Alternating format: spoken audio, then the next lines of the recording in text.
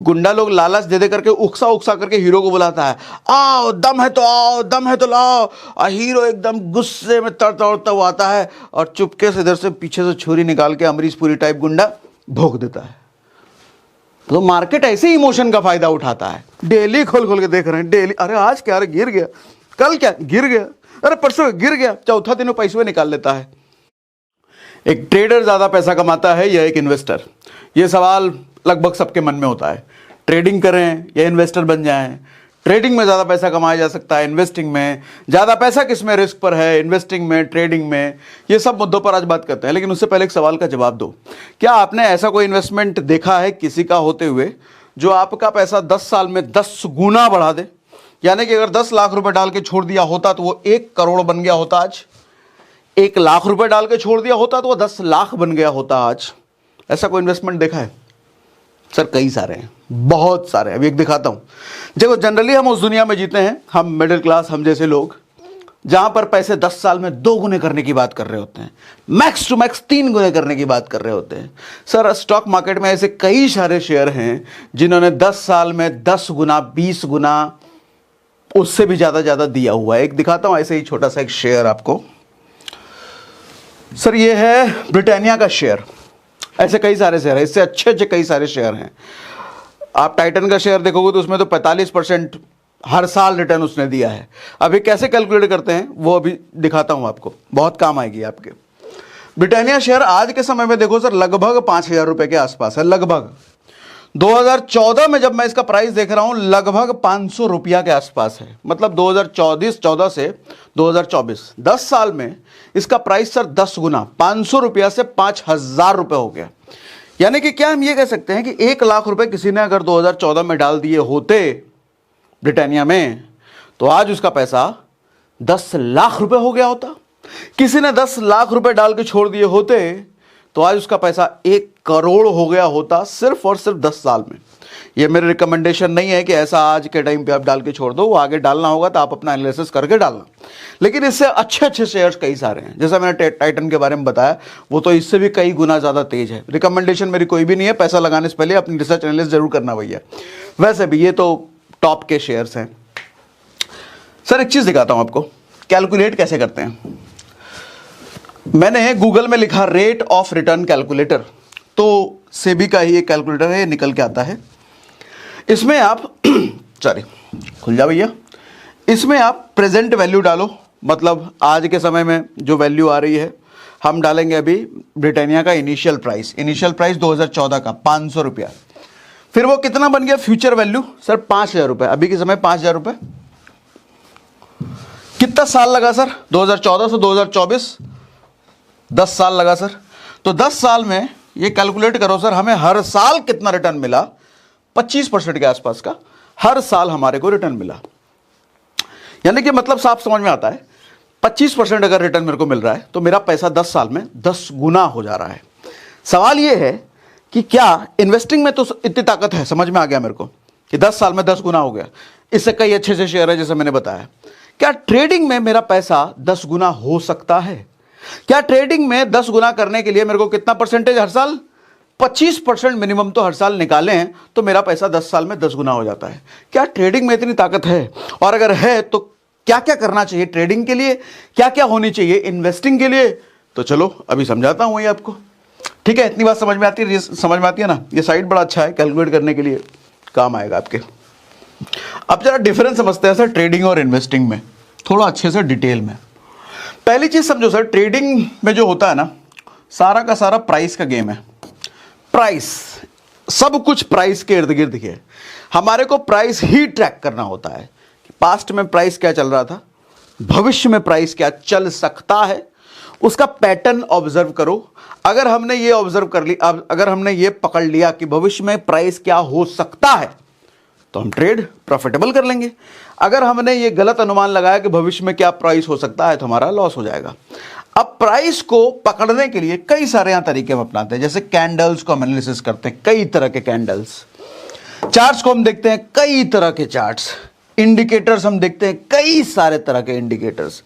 फिर हम डेटा भी देखते हैं जैसे ऑप्शन चेन वगैरह। फिर हम न्यूज को भी ट्रैक करते हैं, अभी करंट टाइम में क्या चल रहा है भैया, कौन सा क्या इंडेक्स का क्या, स्टॉक का क्या। ये सब इतना माथापच्ची काय को किया था भैया? इसको ट्रैक करने के लिए। मतलब आज मार्केट में प्राइस क्या होगा, ऊपर जाएगा नीचे जाएगा, या कल जो मार्केट खुलने वाला है प्राइस ऊपर जाएगा नीचे जाएगा, ये सब समझने के लिए हम इतनी जद्दोजहद करते हैं, ये सब के पीछे लगे रहते हैं। ये होती है ट्रेडिंग। लेकिन जहां इन्वेस्टिंग की बात होती है, इन सब चीजों से कोई मतलब नहीं है सर, कोई मतलब नहीं है। अगर आप ये कैंडल, चार्ट, इंडिकेटर और ये सब पकड़ करके आप इन्वेस्टिंग करने जाओगे, पिट जाओगे। पिट जाओगे मतलब पैसा गवा सकते हो, मतलब खराब इन्वेस्टिंग करोगे। और इन्वेस्टिंग में हमें क्या क्या चाहिए सर? कंपनी। इन्वेस्टिंग में हमारे को शेयर देखने की जरूरत नहीं है, शेयर का प्राइस क्या चल रहा है, भाव क्या चल रहा है, फालतू बात। कंपनी देखो सर, कौन सी कंपनी को के शेयर में इन्वेस्ट करने जा रहे हो, वो कंपनी का बिजनेस क्या है, बिजनेस की डिमांड है कि नहीं है, मैनेजमेंट कैसा है, तगड़ा मैनेजमेंट है, लालची मैनेजमेंट है, पिछला रिकॉर्ड कुछ गड़बड़ करने का मैनेजमेंट है, फ्यूचर विजन अच्छा है और सरकार से अवार्ड मिलता रहता है। ये सारी चीजें मैनेजमेंट के बारे में आप देखो। प्लस गवर्नमेंट आज के समय में बड़ा मैटर करता है सर। जिस स्टॉक के बारे में, जिस कंपनी के बारे में गवर्नमेंट ने बात कर लिया, ये गवर्नमेंट का कॉन्ट्रैक्ट जिसको जा सकता है, वो तो फिर उस स्टॉक का, उस कंपनी का तो चांदी चांदी है। तो हमारे को स्टॉक नहीं देखना, हमारे को कंपनी देखना होता है सर स्टॉक इन्वेस्टिंग के लिए। और इन्वेस्टिंग का मतलब होता है कि आप इन्वेस्ट करके छोड़ दो 5 साल, 10 साल, 20 साल, 25 साल के लिए। लेकिन यहाँ तो डेली का खेल है, यहाँ डेली बेसिस पे हम खरीद बिक्री करते करते प्रॉफिट निकालने की कोशिश करते हैं। ठीक है, इतनी बात समझ में आ रही है ना सर? ये डेटा देख करके अगर आप ट्रेडिंग करने जाओगे पिटोगे, ये डेटा देख करके इन्वेस्टिंग करने जाओगे पिटोगे। क्रॉस नहीं करना सर। पता चले कि अरे यार टाटा का बिजनेस बहुत बढ़िया चल रहा है, टाटा मोटर बहुत बढ़िया, चारों तरफ क्या चल रहा है, ईवी इंडस्ट्री बहुत ग्रो करेगी, चलो उसमें ट्रेड करते हैं। अरे बेवकूफ, अगर इतना ही बढ़िया लग रहा है आपको स्टॉक, इतनी इंडस्ट्री आपको ग्रो करने की पॉसिबिलिटी लग रही है, तो इन्वेस्ट करो ना। ट्रेड करोगे पिट जाओगे। ये जरूरी थोड़ी है कि ईवी इंडस्ट्री में टाटा लीड कर रहा है, बहुत बढ़िया स्टॉक है, तो ट्रेडिंग में भी अच्छा परफॉर्म दे, कल के कल वो स्टॉक बढ़ेगा ही बढ़ेगा, ऐसा कोई जरूरी नहीं है सर। इन्वेस्टिंग का मतलब कंपनी अगर अच्छी है, कंपनी का बिजनेस अच्छा है, इसका मतलब यह है कि उसका भविष्य अच्छा है। कल ही भविष्य थोड़ी आ रहा है। ये ट्रेडिंग का तो हम कल की बात करते हैं, आज की बात करते हैं, बुझा रहा है? तो ये सब देख के इधर करने मत आ जाना ट्रेडिंग, और ये सब देख के उधर करने मत जाना इन्वेस्टिंग, पिट जाओगे। ठीक, इतनी बात समझ में आ रही है? अब हाँ सर, ट्रेडिंग ना आप काम करते हो, यहां पर वाइट ले लो, हाँ यहां सर आप काम करते हो और यहां आपका पैसा काम करता है। आप काम मतलब आप लगे रहते हो, सब कुछ अपना समय लगाते हो, लेकिन यहां आप पैसा डाल दो शुरुआत में एनालिसिस वगैरह कर करके समय लगा के, उसके बाद पैसा बढ़ेगा या घटेगा ये डिपेंड करता है कंपनी कैसा मेहनत कर रही है, कंपनी कैसा काम कर रही है। यानी कि काम करने की जिम्मेदारी, बिजनेस करने की जिम्मेदारी यहां कंपनी की है। कंपनी बिजनेस करती है, उस हिसाब से आपका पैसा बढ़ता है घटता है। लेकिन यहां आप बिजनेस करते हो सर, जितनी मेहनत आप करोगे, आपके पैसे के बढ़ने की पॉसिबिलिटी या घटने की possibility totally on your performance, totally on your knowledge, totally on your emotion management, सब कुछ आप ही पर निर्भर करता है। आपकी कितनी औकात, काबिलियत, पैसा उतना कमाया जा सकता है ट्रेडिंग में। लेकिन कंपनी की कितनी औकात, उस कंपनी की कितनी काबिलियत, उतना पैसा बढ़ेगा इन्वेस्टिंग में। ठीक, एक मोटा लाइन मिल गया। आपकी कितनी काबिलियत, ट्रेडिंग में उतना पैसा, कंपनी की कितनी काबिलियत, इन्वेस्टिंग में उतना पैसा। तब आप देख लो, आपको अपने पर ज्यादा भरोसा है कि कंपनी पर? जो करना है कर लेना, मेरा कोई सलाह वाला नहीं है, अपना देखो, मैं तो बता रहा हूं। ठीक है सर, टैक्स के रूल्स के अकॉर्डिंग भी आप देखोगे ना, तो ट्रेडिंग को फुल टाइम बिजनेस देखा जाता है। आप अगर थोड़ा बहुत टैक्स वैक्स जानते हो तो इसका टैक्स के रूल बिजनेस के हिसाब से होते हैं, जो बिजनेस के रूल होते हैं वही इसके रूल होते हैं। लेकिन यहां पर long term gain, short term gain पर टैक्स लगता है। लॉन्ग टर्म गेन साल भर से ऊपर, शॉर्ट टर्म गेन साल भर से नीचे, उस पर टैक्स लगता है। लेकिन यहां बिजनेस वाला टैक्स लगता है। अच्छा, एक और चीज बता दूं सर, ट्रेडिंग ना ओवर टाइम पार्ट टाइम का काम तो ये बिल्कुल नहीं है, फुल टाइम का काम है। और शुरुआत में तो मुझे लगता है 3-4 महीने 6 महीने ये ओवर टाइम का काम है। जो लोग कहते हैं पार्ट टाइम में काम है, 1-2 घंटे लगाओ काम हो जाएगा ट्रेडिंग में, झूठ, सरासर झूठ। इस उम्मीद के साथ ट्रेडिंग मत करना सर, ट्रेडिंग फुल टाइम भी नहीं ओवर टाइम का काम है। आपको 9:15 से लेकर के 3:30 तक तो लगना ही लगना है। रात में भी चार्ट एनालिसिस करना होता है, देखना होता है, समझना होता है, हमेशा के लिए नहीं, लेकिन शुरुआत में 3 से 6 महीने तो करना होता है। ठीक है, मेक मनी, ये समझा दिया मैंने, इतना समझ में आ रहा है सर। अच्छा, जब टैक्स की बात कर ही रहे हैं तो थोड़ा सा टैक्स पर हम बात कर लेते हैं। देखो, टैक्स में जो स्लैब होता है ना सर, अगर आपका 0 से 2.5 लाख रुपए तक का सालाना इनकम है तो आपको 0% टैक्स, सरकार को कुछ नहीं देना, भूल जाओ, सब आपका। लेकिन आपकी सालाना इनकम अगर 2.5 लाख से 5 लाख के बीच है तो सरकार को 5% आपको देना पड़ेगा अपनी कमाई का, सालाना का। अगर सालाना इनकम 5 लाख से 10 लाख है तो 20% देना पड़ेगा, और 10% से ऊपर 30%। मैं मान के चल रहा हूं ज्यादातर लोग हो सकता है इसमें फॉल कर रहे होंगे या फिर इसमें फॉल, मतलब इस कैटेगरी में आ रहे होंगे। सर अब देखो कितना बढ़िया फायदा है, आपको सरकार एक सेक्शन देती है 80C, और इसमें कहती है कि 1.5 लाख रुपया तक आप बचा सकते हो। मतलब आप अगर मान लो 5.5 लाख की सैलरी सालाना आप पा रहे हो, इनकम 5.5 लाख सालाना, तो 5.5 लाख के हिसाब से सर 20% आप टैक्स दोगे। लेकिन अगर 80C सेक्शन में जो इन्वेस्टमेंट आते हैं, उधर आपने इन्वेस्ट करके 1.5 लाख का इन्वेस्टमेंट कर दिया है सालाना, तो आपकी 1.5 लाख रुपए घट गई इनकम मतलब घटे हुए पर टैक्स कैलकुलेट होगा, यानी कि 5.5 से आप घट करके 4 लाख पर टैक्स कैलकुलेट होगा। मतलब आप 5% के स्लैब में आ गए, अब आपको टैक्स सिर्फ 5% लगेगा। तो हम क्या करें जो 20% हमको टैक्स ना लगे, 5% लगे? सर इन्वेस्टमेंट इस दायरे में आपको करना पड़ेगा, और 80C में इन्वेस्टमेंट शो करने का सबसे बढ़िया 1.5 लाख तक टैक्स बचाने का आपका एक सबसे अच्छा जरिया होता है सर लाइफ इंश्योरेंस। और लाइफ इंश्योरेंस तो मैं कहता हूं कि सर आपका पहला इन्वेस्टमेंट होना चाहिए। ये स्टॉक इन्वेस्टमेंट, SIP इन्वेस्टमेंट, ये सब सेकेंडरी है। कल को भगवान ना करे अगर कुछ हो गया तो ये सारा स्टॉक SIP सब हॉस्पिटल वाले लेके जाएंगे, सब के सब। लेकिन आप कभी क्या चाहोगे? ऐसा नहीं चाहोगे ना। तो इसलिए आपका सबसे पहला इन्वेस्टमेंट स्टॉक नहीं, SIP नहीं, जमीन नहीं, सर पहला इंश्योरेंस अपनी खुद पर करो, लाइफ पर, लाइफ इंश्योरेंस करो। और वो भी लाइफ इंश्योरेंस में कौन से इंश्योरेंस की बात करता हूं? हमेशा टर्म इंश्योरेंस की। सर टैक्स का फायदा तो मिलेगा ही मिलेगा, अभी तो मार्च का भी समय आ रहा है, टैक्स का फायदा तो मिलेगा। और सबसे पहला इन्वेस्टमेंट अपनी लाइफ पर भी करने का मौका मिलेगा। आप पूछोगे टर्म लेना है तो किधर से लें? तो आओ दिखा देता हूं। पॉलिसी बाजार का लिंक हमने डिस्क्रिप्शन में डाल दिया है, उस लिंक पर क्लिक करके आप सीधा यहां पर आ सकते हो। आप सारी कंपनियों का सारे टर्म इंश्योरेंस यहां पर कंपेयर कर सकते हो। यहां पर देखो कई सारी कंपनियां हैं सर, सबका डिटेल आप देख सकते हो। क्लेम सेटलमेंट रेशियो 99%, 60 साल के लिए 1 करोड़ के लिए प्रीमियम आ रहा है मात्र 631 रुपए पर मंथ, मात्र 631 रुपए पर मंथ देकर के 1 करोड़ का कवर मेरे को मिल रहा है। अच्छा, कुछ फिल्टर्स ला करके आपको दिखा देता हूं। सर ये फिल्टर्स आप देखो, लमसम पे out, all in one go, मतलब एक ही बार में आप पूरा प्रीमियम पे कर देते हो तो आपको बहुत सस्ता मिलता है, सस्ता पड़ता है। मंथली इनकम वाला भी ले सकते हो, और भी कई सारे ऑप्शंस हैं sir. Zero cost plan, return of premium plan. अच्छा, टर्म इंश्योरेंस में लोगों का एक कंसर्न रहता था कि हमको अगर कुछ नहीं हुआ भैया तो पैसा हमारा मिलेगा नहीं। तो अब ऐसे भी टर्म इंश्योरेंस आ चुके हैं कि आपको अगर भगवान करे कि कुछ ना हो कल को, तो आपका पूरा का पूरा दिया हुआ प्रीमियम वापस हो जाता है। तो ऐसे भी हैं इंक्रीजिंग कवर प्लान, 100 साल तक कवर हो जाए आपका, वो भी वैसे प्लान भी है। हालांकि उसका प्रीमियम बढ़ेगा, तो वो आप यहां पर चेक कर सकते हो। पे in one go, one time में पेमेंट करो तो सस्ता पड़ता है। लिमिटेड ईयर्स, जैसे 60 साल की पॉलिसी है, 10 साल में आपने पे कर दिया तो और सस्ता पड़ता है। पे टिल पॉलिसी टर्म, 60 साल का है तो तब तक पूरा पे करते रहो। मंथली करना है, ईयरली करना है, आप यहां फिल्टर लगा के चेक कर सकते हो।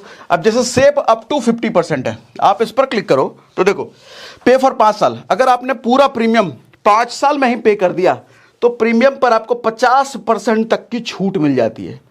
50%। अगर 10 साल में ही पे कर दिया तो 46%, 15 साल में पे करोगे तो 41% तक की छूट मिल जाती है। और आपको ज्यादा कंफ्यूजन हो तो आप यहां पर शेड्यूल कॉल का बटन है, इनसे बात करें, इनसे सब कुछ डिटेल में समझो, आप क्या लेना चाहिए क्या नहीं लेना चाहिए सब गाइड करेंगे। और अगर फोन पे नहीं समझ आए तो इनको घर पे बुलाओ, ये घर पे आकर के समझाएंगे, फ्री ऑफ कॉस्ट, कोई पैसा नहीं लगता उसका। फ्री डेडिकेटेड क्लेम असिस्टेंस, कई लोगों का डाउट होता है कि ऑनलाइन लिया हुआ प्लान में हमें कस्टमर क्लेम सेटलमेंट में दिक्कत होती है, ऐसा बिल्कुल भी नहीं है। ये आपको डेडिकेटेड टीम देते हैं आपके क्लेम को सेटल करवाने में, कल को ऐसी जरूरत पड़ती है तो। पॉलिसी बाजार से ही क्यों खरीदें? Dedicated claim support for family free of cost मिलता है, 10% का डिस्काउंट भी मिलेगा और ऑनलाइन खरीदोगे 100% रिकॉर्डेड कॉल्स, आपके जितने भी कॉल पर बात होंगे सब कुछ रिकॉर्डेड रहता है। एडवाइजर्स अवेलेबल इन छोटे, आपके शहर में एडवाइजर अवेलेबल है, घर पे आके समझा के जाएगा। Refund at the click off button, आपने प्लान ले लिया, कल को आपको समझ में नहीं आता है, एक पीरियड होता है उसका, उस पीरियड में नहीं समझ में आया तो पूरा का पूरा पैसा आपको रिफंड भी हो जाता है। इसलिए आपको भी पॉलिसी बाजार से टर्म इंश्योरेंस लेना है तो डिस्क्रिप्शन और पिन कमेंट में हमने पॉलिसी बाजार का लिंक दे रखा है, लिंक पर क्लिक करके आप भी अपने लिए बेस्ट टर्म इंश्योरेंस का चुनाव कर सकते हैं। अब हम वापस आते हैं अपने डिस्कशन पर, ठीक है। नाउ सर ट्रेडिंग, एक चीज समझना सर, इमोशन, लोग कहते हैं बहुत ज्यादा टेक्निकल एनालिसिस की जरूरत है, बहुत ज्यादा इसकी जरूरत है, बहुत ज्यादा पढ़ाई की जरूरत है, बहुत ज्यादा किताब, बहुत कुछ नहीं सर अगर बहुत ज्यादा कुछ जरूरत है तो आपको अपने इमोशन को मैनेज करने की जरूरत है, क्योंकि यही मारता है ट्रेडिंग में। अगर कुछ मारता है तो लैक ऑफ नॉलेज नहीं मारता है, लैक ऑफ इमोशनल कंट्रोल मारता है, इमोशन ही मारता है। हैप्पी, कोई ट्रेड लिए, बड़ा मजा आ गया, खुश हो गया, अरे आदमी खुशी में क्या करता है और काम करता है? जब दुखी होता है तो काम छोड़ता है, लेकिन खुश हुआ तो और काम करता है, अरे ट्रेड में बड़ा फायदा हुआ यार, एक और ले। गलत बात है सर, मूड के अकॉर्डिंग ट्रेड नहीं होता। क्या अगला ट्रेड लेने के लिए मार्केट अलाउ कर रहा है? प्राइसिंग और सिचुएशंस फेवरेबल हैं जो आपको देखना चाहिए रूल्स के अकॉर्डिंग? नहीं, खुश हो तो दूसरा भी मार दिया, बढ़िया हो भी करेगा, तो नहीं होता है। ग्रीड, लालच, और चाहिए, अरे 3 ट्रेड आज हो गए, चौथा, 5वां, फंसोगे। एंगर, गुस्से में कई बार, अरे आज सुबह से 2 ट्रेड में लॉस हो गया, तीसरा भी आज तो आता है, सटक ली, आज बदला लेके ही रहेंगे, फिर ले लेगा मार्केट बदला।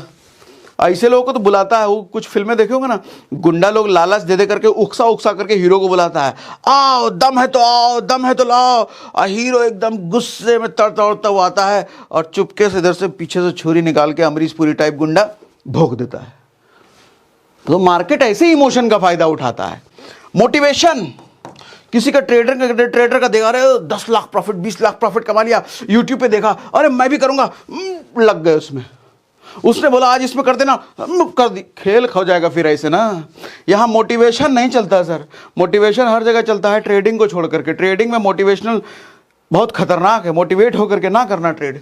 तो ये सब इमोशन है सर, इमोशन ही मारता है यहां पर। लोग कहते हैं ना 5 से 7 साल का समय लगेगा, फालतू बात है सर। नॉलेज चाहिए, 3-4 महीने 6 महीने काफी है नॉलेज लेने के लिए, भरपूर नॉलेज लेने के लिए, सब कुछ समझने के लिए। 5 से 7 साल लोग कई बार इसलिए कहते हैं कि ये जो इमोशन है ना, ये जो भावनाओं पे वश कंट्रोल करना है ना, इसमें बहुत समय लगता है सर। आप अगर बहुत गुस्से वाले हो, बहुत मूड स्विंग होता है आपका, बहुत जल्दी खुश हो जाते हो, बहुत जल्दी दुखी हो जाते हो, अगर इस तरह का नेचर आपका है तो आप ट्रेडिंग में कामयाब नहीं हो सकते। मत घुसो ट्रेडिंग में। वो आदमी कामयाब हो सकता है जो थोड़ा मेडिटेटिव माइंड का है, जिसका दिमाग शांत है, फोकस्ड है, थोड़ा लंबे समय तक फोकस रह सकता है। फोकस बढ़ाने का मेडिटेशन वगैरह नहीं करना तो एक उपाय बताता हूं सर, किताब पढ़ने की आदत डालो, किसी भी तरह की किताब पढ़ने की आदत डालो। आप अगर 1 घंटे 2 घंटे रोज अगर किताब में बैठ जाते हो, पढ़ते हो, रीडिंग करने की आदत हो जाती है सर, कंसंट्रेशन लेवल बढ़ता चला जाएगा और ऐसा आदमी ट्रेडिंग के लिए फिर बेहतर बनता चला जाता है। ट्रेडिंग में अगर सबसे ज्यादा काम करने की जरूरत है ना सर, नॉलेज पर बहुत ज्यादा समय लगाने की जरूरत नहीं है। शुरुआत का 3-4 महीने आपका अच्छा खासा जाएगा, दिन रात जाएगा, लेकिन आपको ऐसा नहीं लगे रहना है उसमें, ऐसा नहीं है, लगे रहने की जरूरत इसको है। और जिस आदमी ने इमोशन पर अपने कंट्रोल किया सर, उसका सिर्फ ट्रेडिंग बेहतर नहीं होता, उसकी जिंदगी भी बेहतर हो जाती है। तो मैं कहता हूं जो एक अच्छा ट्रेडर है ना, वो एक अच्छा इंसान भी बन जाता है। उसका माइंड शार्प फोकस्ड हो जाता है, कंसंट्रेशन लेवल हाई चला जाता है, वो जल्दी परेशान नहीं होगा और बहुत जल्दी खुश नहीं होगा। मतलब बुरी परिस्थितियां उसको जल्दी परेशान नहीं करेगी और अच्छी परिस्थितियों में बहुत खुश नहीं होगा। ऐसा ही आदमी तो फिर मॉन्क कहलाता है, बुद्ध की तरह बनता है। और इस तरह के लोग ट्रेडिंग में पैसा छापते हैं भैया। लेकिन उथल पुथल वाला, मोटिवेट हो जाने वाला, तुरंत उदास हो जाने वाला ट्रेडिंग में नहीं चलता। फिर इन्वेस्टिंग में चाहिए सर नॉलेज, इन्वेस्टिंग में तो नॉलेज चाहिए। यहां इमोशन का कोई लेना देना नहीं है, क्योंकि आप नॉलेज लेते हो एक कंपनी के बारे में, उसका डेटा इकट्ठा करते हो, उस पर कॉमन सेंस लगाते हो और उसमें पैसा डाल करके छोड़ देते हो लंबे समय। इन्वेस्टिंग का मतलब ही लंबा समय होता है सर। वो लोग बड़ा बेवकूफ़ होते हैं जो पैसा लगा दिया और रोज डेली खोल खोल के देख रहे हैं, डेली, अरे आज क्या, अरे गिर गया, कल क्या गिर गया, अरे परसों गिर गया, चौथा दिन वो पैसे निकाल लेता है। ऐसे को इन्वेस्टिंग कहते हैं, ऐसे को लफूजन्ना पगलऊ कहते हैं, पगलऊ। फिर तुम यही करो, रोज रोज देख रहा है, फिर तुम यही करो, तुम इसी के लायक हो। अच्छा, ट्रेडिंग में वो लोग भी जाते हैं जिनके पास कैपिटल कम होता है, पैसा कम होता है, 1000-2000 रुपए अगर इतने पे चाहते हैं कि वो अपना स्टॉक मार्केट में एंट्री मारें, तो उधर क्या मिलेगा आपको, इधर बढ़िया है। एटलीस्ट उधर परफॉर्मेंस भी चेक करने के लिए 1-2 साल चाहिए, यहाँ परफॉर्मेंस आप डेली बेसिस पे चेक करो। कम कैपिटल है, ट्रेडिंग करो, ट्रेडिंग से थोड़ा तजुर्बा लो, कैपिटल अच्छा खासा है, पैसा है, समय लगा सकते हो, पेशेंस है, उधर आ जाओ। ठीक है, इतनी बात समझ में आ रही है? आओ अब आगे। Wrong practice sir, average investor sells on profit. समझना मैं क्या चाह रहा हूं, कहना चाह रहा हूं, और hold on loss. Average investor क्या करता है सर, जब उसको प्रॉफिट होता है बेच देता है। वो आदमी बेचता है कब है कोई स्टॉक, जब उसको प्रॉफिट दिख रहा है, अरे 10%, 5%, 7%, 12% बेच दिया। लेकिन जब लॉस हो रहा है तो वो होल्ड करता है, लॉस है, अरे अभी नहीं बेचेंगे, लॉस है, अरे अभी नहीं बेचेंगे, कितना 12% लॉस, अभी रखेंगे, 15% अभी रखेंगे, 30% अभी रखेंगे, 50%, अरे बहुत ज़्यादा जा रहा, अब बेच देते हैं। मतलब आदमी को जब लॉस लगातार हो रहा होता है तो वो पेशेंस रखता है, लेकिन प्रॉफिट आते ही उथल पुथल करने लगता है, बेच दे बेच दे। सर एक चीज़ तो समझो, अगर आपके पास अच्छा स्टॉक है तो लॉस और प्रॉफिट इनसे आपको, इनके पचड़े में पड़ने की जरूरत नहीं है। अगर अच्छा स्टॉक आपने चुना है फिर तो छोड़ दो उसको लॉन्ग टाइम, 10-20 साल 25 साल उसको बेचने का सोचो ही मत। वो समझ लो आपकी अगली जनरेशन उसका फ़ायदा उठाएगी, आप तो छोड़ दो। और वैसे भी अगर रोज़मर्रा के खाने पीने की बात है तो अपना धंधा पानी कुछ तो कर रहे होगे। इन्वेस्टिंग का पर्पस ही होता है सर हमेशा के लिए। और अगर बेचने की ही बात है, कोई ठीक ठाक वाला स्टॉक लिया है, आपको पता है कि 10 साल 20 साल वाला स्टॉक नहीं है ये, तो सर एक लिमिट तय करो फिर कि 10%, 15% या जो भी एक परसेंटेज आप तय करो, इस परसेंटेज तक ही मैं लॉस बियर करूंगा और इस परसेंटेज तक मैं प्रॉफिट बियर करूंगा। फिर तो एक तरह का वो ट्रेडिंग ही हो गया। लेकिन अगर बेचने बाचने वाले हो तो आपको ये तय करना चाहिए। देखो कहते भी हैं कि सक्सेस, सफलता जो है ना, आदमी होल्ड नहीं कर पाता ज़्यादा दिन तक, तिलमिला जाता है। वो सुने होगा ना, आदमी को जब सफलता मिलती है तो वो पगला जाता है, घमंडी हो जाता है, लोगों के साथ मिसबिहेव करने लग जाता है। यही वो बात होती है सर। ट्रेडिंग में भी ऐसे ही होता है, जब आदमी को प्रॉफिट होता है ना, खुजली मच जाती है, बेचो कमाओ, बेच दो बेच दो बेच दो ताकि पैसा हो जाए। लेकिन जब फेल हो रहा होता है तो वह सहता है, अरे हमारा दिन खराब है, भगवान को कुछ दे ही नहीं रहा है, वो सहेगा, चुपचाप बैठेगा। ऐसे ही फेलियर में होता है। तो करना क्या चाहिए सर? मेरे हिसाब से इन्वेस्टिंग तो वो है, देखो मैंने जब से इन्वेस्टिंग शुरू करी है ना, आज तक बहुत समय हो गया, आज तक मैंने अपना कोई भी स्टॉक नहीं बेचा है। पहली बात तो मैंने कोई स्टॉक ऐसा आज तक खरीदा ही नहीं है जो बेचने की ज़रूरत पड़े, और जितने खरीदे हैं आज तक नहीं बेचे ऐसे। और मेरा यही है कि जब तक कल को कुछ ऐसा ज़रूरत ना पड़े, मैं अपना कोई भी स्टॉक ना बेचने वाला। ठीक है, तो रॉन्ग प्रैक्टिस ये है कि खरीद बिक्री करने के लिए इन्वेस्टिंग नहीं होता है। खरीद बिक्री का शौक है तो फिर आप ट्रेडिंग को अपनाएं, यहां रोज खरीद बिक्री का मजा लें, रोज, वीकली, मंथली, समझे? आगे इन्वेस्टिंग का मिथ, बहुत ज्यादा पढ़ाई करना पड़ता है, बहुत ज्यादा कंपनी के books, fundamental knowledge, analysis. Sir ऐसा कुछ नहीं है, ऐसा कुछ नहीं है। डिटेल फंडामेंटल आना चाहिए ना सर। वो जमाना गया, आज जमाना इंटरनेट का है, आज जमाना गूगल का है, आज जमाना यूट्यूब का है। थोड़ा बहुत यूट्यूब पे समय, थोड़ा बहुत गूगल पे समय, थोड़ा बहुत कॉमन सेंस का इस्तेमाल, ये सब देख करके ही इन्वेस्टिंग किया जा सकता है। आप सोच के देखो ना, मान लो मुझे टाटा मोटर्स में इन्वेस्ट करना है, एग्जांपल लेना, कोई रिकमेंडेशन है, मान लो। अब मुझे देखना है कि मारुति सुजुकी में करूं कि टाटा में करूं। मैं देख रहा हूं मारुति सुजुकी मार्केट कैप से हिसाब से तो बहुत बड़ी कंपनी है, लेकिन टाटा मोटर ईवी में लीड कर रही है, भविष्य ईवी का है, तो क्या पता टाटा लीड कर जाए। तो मेरा इन्वेस्टमेंट अगर टाटा में हो रहा है, क्या गलत है, सही है? मैं कहूँगा अरे हाँ तो सही है, हो सकता है। रिकमेंडेशन नहीं है भाई, एग्जाम्पल बता रहा हूँ, इस तरीके से सोचा जा सकता है। इसके लिए मैंने टाटा का कौन सा बही खाता पढ़ा, कौन सा फंडामेंटल पढ़ा, कौन सा प्रॉफिट एंड लॉस देखा? मैं देख रहा हूँ भैया ईवी को लीड कर रही है कंपनी, 2-4 गूगल से न्यूज़ पढ़ के मुझे पता चल गया। मैं सड़क पे देख रहा हूँ जो भी ईवी खरीद रहा है टाटा का खरीद रहा है। मैं देख रहा हूँ रील में भैया टाटा की सेफ्टी सिक्योरिटी बहुत बढ़िया है, टाटा की गाड़ियों की ग्रोथ बहुत बढ़िया बन रहा है। तो मुझे समझ में आ रहा है, अच्छा टाटा मोटर का भविष्य अच्छा है, मैं इन्वेस्ट कर सकता हूँ इतना देख के। कर सकता हूं। कौन बुक और बहुत फंडामेंटल PNL दे, अरे जमाना गया चचा। आज इंफॉर्मेशन के सोर्सेस इतने हैं हमारे पास कि उन इंफॉर्मेशन के सोर्सेस पर थोड़ा थोड़ा समय लगा करके बहुत सारी इंफॉर्मेशन लेकर के अपना इन्वेस्टिंग किया जा सकता है। लेकिन हाँ, ये उनके लिए जो टॉप की कंपनीज हैं। कोई लल्लू पल्लू चुंदू मुंदू कंपनी को आप पकड़ना चाह रहे हो, उसमें अपना कैपिटल डालना चाह रहे हो, फिर तो वहाँ डिटेल एनालिसिस करना, फिर तो वहाँ किताब, बुक्स, फंडामेंटल सब लगा के जाना, क्योंकि कंपनी रिस्की है। रिस्की स्टॉक में डाल रहे हो, बहुत ज़्यादा पॉपुलर नहीं है, बहुत ज़्यादा बड़ा काम नहीं है उनका, बहुत ज़्यादा बिजनेस नहीं है, ऐसे में अगर डालने जा रहे हो, कोई स्मॉल कैप मिड कैप में डालने जा रहे हो, फिर तो डिटेल करके जाना, उसमें कोई कोताही नहीं। लेकिन बड़ी कंपनी लार्ज कैप में जा रहे हो तो भैया ये सब चीज़ें काफ़ी है, इन सब चीज़ों समझ में आ जाता है और थोड़ा कॉमन सेंस भी लगाना। ठीक है। लास्ट ये, हाँ लास्ट है सर, ट्रेडिंग का मिथ। ट्रेडिंग का मिथ है 1 साल लॉस करना होगा। मैंने कई लोगों को बोलते हुए सुना, 1 साल आपको लॉस करना ही करना होगा, उसमें प्रॉफिट नहीं होगा। सर लॉस उन्हीं को करना होगा जिन्होंने 1 साल तक अपने इमोशन पर काम नहीं किया, इमोशन पर कंट्रोल नहीं किया। आदमी नॉलेज पर काम कर लेता है, खूब सारे वीडियो देखेगा, खूब सारी किताबें पढ़ लेगा, खूब सारे चार्ट रट लेगा, इमोशन पर काम नहीं करता। थोड़ा मेडिटेशन, थोड़ा योग, थोड़ा बार बार किताब पढ़ पढ़ के फोकस होकर के, फोकस को आप जितना बढ़ाओगे ना सर, दिमाग पर अपने जितना वश करोगे ना, ट्रेडिंग उतना बढ़िया है। टेक्निकल नॉलेज बहुत ज़्यादा काम नहीं है कि इमोशन काम आता है। इमोशन को कंट्रोल करने में वक्त लगता है, तभी 1 साल 5 साल 7 साल की बात करी जाती है। टेक्निकल नॉलेज सीखने में 5 साल नहीं लगता। इमोशन अगर आपका पहले दिन से कंट्रोल्ड है, आप शांत व्यक्ति हो, तो पहले दिन से आप प्रॉफिटेबल हो जाओगे सर। ट्रेडिंग में पहले दिन से आप प्रॉफिटेबल हो गए। नॉलेज लेना बड़ी बात नहीं है। ठीक है। टू मच टेक्निकल नॉलेज, अरे बेकार। ठीक ठाक हल्का फुल्का नॉलेज है, फिर भी उससे काम किया जा सकता है। खेल सारा इमोशन का भैया, सारा मैं तो कहता हूं 90% इमोशन का खेल है ट्रेडिंग में, 10% नॉलेज का। डेली सिर्फ 2 घंटे, हाँ ये भी बड़ा मिथ है सर, डेली सिर्फ 2 घंटे कर दे करके अपना ट्रेडिंग हो जाएगा ना। शुरुआत में तो फुल टाइम नहीं, ओवर टाइम। और ट्रेडिंग सर फुल टाइम का काम है, समय लगता है, आपको समय देना पड़ेगा, स्टडी करना पड़ता है, बार बार स्टडी करना पड़ता है। ठीक है। अपनी गलतियों से सीखना पड़ता है, अपनी गलतियों को एनालाइज करना पड़ता है। सही डिसीजन लिया तो एनालाइज करो कि क्यों सही डिसीजन लिया, वो सही क्या था उसमें। गलत लिया तो उसको एनालाइज कर लो कि गलत क्या था उसमें। अगर ट्रेड फेल हुआ तो क्यों फेल हुआ, पास हुआ तो क्यों फेल हुआ, पास हुआ।